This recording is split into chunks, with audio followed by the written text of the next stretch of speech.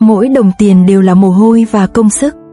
Trong thời đại mà mọi thứ đều có thể mua bằng một cú chạm, con người dễ quên mất giá trị thật của đồng tiền. Nhưng đằng sau mỗi con số trong tài khoản vẫn là những ngày dài lao động, là những giọt mồ hôi lăn trên trán, là sự kiên trì không ai thấy được.